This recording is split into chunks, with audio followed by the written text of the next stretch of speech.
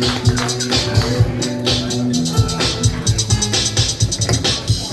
up, Rockford? I like how I dress up like a paperboy trying to get laid and people still call me Muhammad. So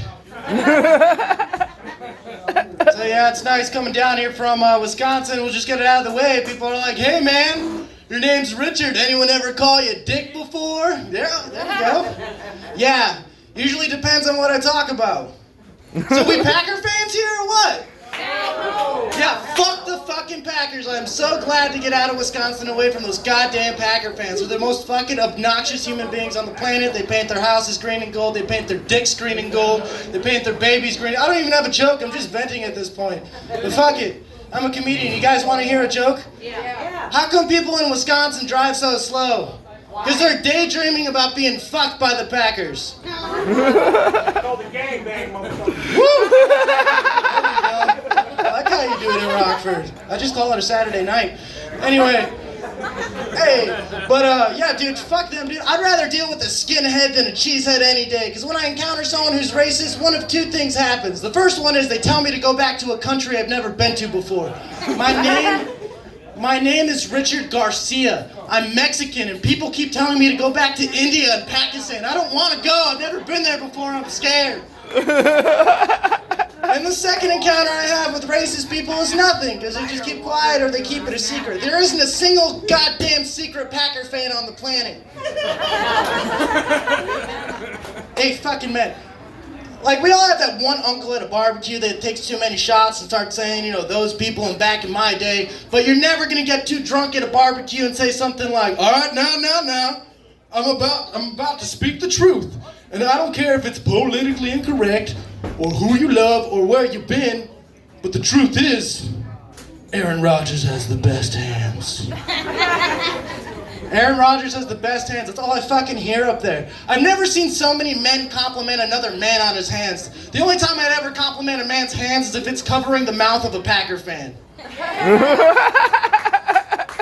There we fucking go. Fucking, I'm just fucking bombed like shit in Wisconsin. I'm so glad it's doing all right. I just have I have bad perception of crowds. I did a bit in Madison, Wisconsin, in a cafe filled with college students, right? I did 2 minutes about how I like fucking feminists. And not only did they not like it, I was shocked when they didn't like it. I'm like, come on, it's a compliment, I'm being nice. I'm saying I like it, you know? There's just something about them. The short hair, assertive nature, willingness to kill babies, the whole package, I love it. But I think the reason why I'm so kind of like out of touch is because I'm from a city of like a relatively small city, and I'm surrounded by way smaller towns. So people will come to my like city and be like, "Whoa, you guys have a Walmart here?" And I'll be like, "Of course we have a Walmart, you backwoods peasant. What else are you gonna ask? We have running water or electricity?" And then I come to Rockford and I'm like, "Whoa, you guys have 3 Walmarts?" What are you doing hogging all the Walmarts for? That wasn't in the brochure. So yeah, you know, I'm originally from California. I was born in between a Mexican and Armenian ghetto, and just like you, they were just as confused about which side I belonged on. And people ask the biggest difference. What's the difference between California and the Midwest, Wisconsin? And I would say it's definitely fear, you know? It's looking over your shoulder. It's locking your windows at night. It's being scared to talk to strangers because it's just so much scarier living in Wisconsin and the Midwest in general than it ever was in California. And here's why. Californians get shot scary. Californians get stabbed scary. It's anti-vaxxer mom scary. But Wisconsin, the Midwest, Jeffrey Dahmer scary. Ed Gein scary. Wayne Gacy's scary. I might get shot, stabbed, and left to die in the streets of polio, but you know what? At least my nipples weren't turned into a belt. And I don't care if you don't know what race I am. I'm a soft fall mahogany and would look great in any living room set.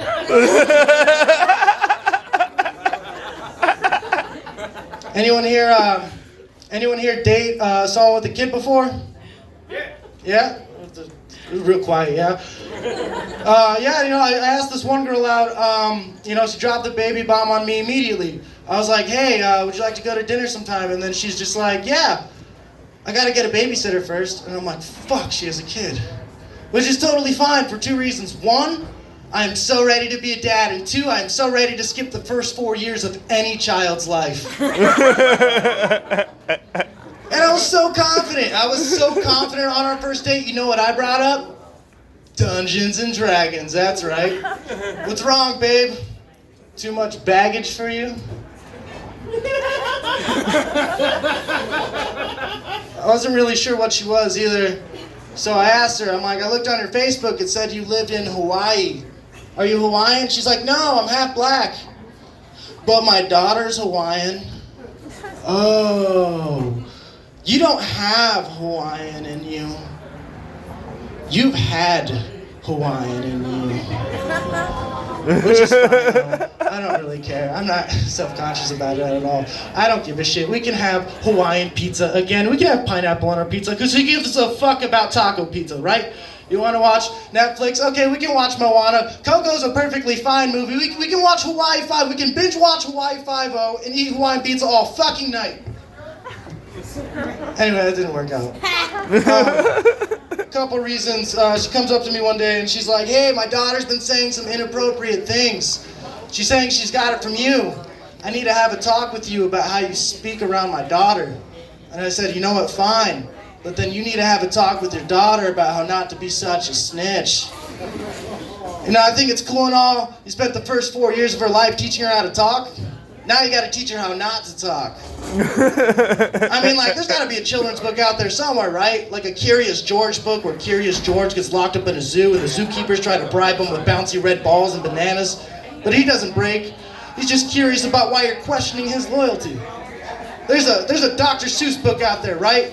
A Dr. Seuss book where Thing 1, Thing 2, and Cat in the Hat go on vacation in South America. They have a great time, an amazing time. They're about to board their plane on the ride home when airport security pulls them aside. Yeah. Thing 1 doesn't know what's going on. Cat in the Hat's kind of confused, but Thing 2 starts to sweat. Well, who wouldn't in this situation? Turns out Thing 2 is packing 5 kilos of Colombia's finest duct tape to the inside of his red onesie. Is Thing 1 upset? Yes. Is Cat in the Hat disappointed? Obviously. But they don't snitch. They don't rat him out. Cat in the Hat, Thing 1 and Thing 2 spend the next 30 years in the Colombian penitentiary locked up with the world's most vicious criminals, teaching them the power of imagination and the value of friendship. I'm private, yeah. That's a book, right? Yeah, man, I just want a strong woman, man. But I can't have a strong woman because I'm a weak man. I'm weak and I'm sensitive and I can't handle it.